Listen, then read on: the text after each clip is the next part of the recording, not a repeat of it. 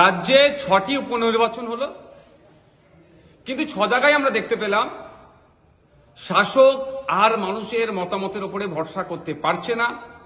ক্ষমতা দেখিয়ে বুঝজাম করে বিভিন্ন অবৈধ পন্থা অবলম্বন করে এগুলোকে জিততে চাইছে। ইন্ডিয়ান সেকুলার ফ্রন্টের পক্ষ থেকে হাড়োয়াতে আমরা প্রার্থী দিয়েছিলাম বামেদের সমর্থন নিয়ে। সেখানে গত রাত্রে থেকেই আমাদের এজেন্টগুলোকে টার্গেট করে তাদের উপর আক্রমণ চালিয়েছে, তুলে নিয়ে চলে গিয়েছিল, দীর্ঘক্ষণ আটকে রেখেছে, মারধর করেছে। গত রাত থেকে কাণ্ড কারখানা চলছে।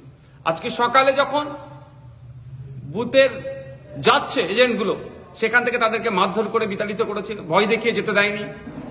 বিভিন্ন অঞ্চলে এই ধরনের সন্ত্রাস তারা সংগঠিত করেছে তৃণমূল কংগ্রেসের মদতে।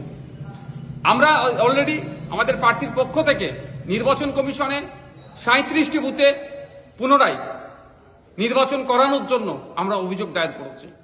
শুধুমাত্র হাড়োয়া নয়, আর বাকি যে 5টা বিধানসভায় উপনির্বাচন হয়েছে, সেই তালডাংরা থেকে শুরু করে নৈহাটি, প্রত্যেকটা জায়গাতেই শাসক তৃণমূল কংগ্রেসের গুন্ডা দ্বারা, তাদের সমাজবিরোধী মানুষদের দ্বারা নির্বাচনকে প্রহসনে পরিণত করার চেষ্টা করেছে।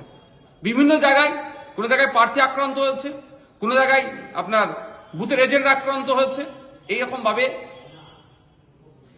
মানে ক্ষমতা দিয়ে, জোর দেখিয়ে, কখনো জায়গায় প্রশাসনের সহযোগিতা নিয়ে জেতার চেষ্টা করছে। আমি ধিক্কার নিন্দা জানাই তৃণমূল কংগ্রেসের এই স্বৈরাচারী মনোভাবকে। সাথে সাথে নির্বাচন কমিশনের কাছে অনুরোধ করব, মানুষের মতামত প্রদানের যে জায়গাটা আছে, আরো দায়িত্ব নিতে হবে নির্বাচন কমিশনকে। প্রত্যেককে সুনিশ্চিত করতে হবে শান্তিপূর্ণ এবং অবাধ যাতে নির্বাচন, এই প্রত্যেকটা নির্বাচনী ক্ষেত্রে।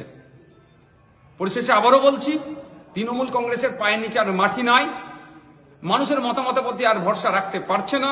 সেই জন্য গুন্ডা, মস্তান, সমাজবিরোধীদেরকে দিয়ে এই বুথ দখল করে, এই বিরোধী এজেন্টকে মারধর করে তাড়িয়ে দিয়ে, প্রার্থীকে ঘিরে চমকানো ধমকানো, প্রার্থীকে হ্যারাসমেন্ট করে ক্ষমতায় টিকে থাকতে চাইছে। এটা আর বেশি দিন নয়।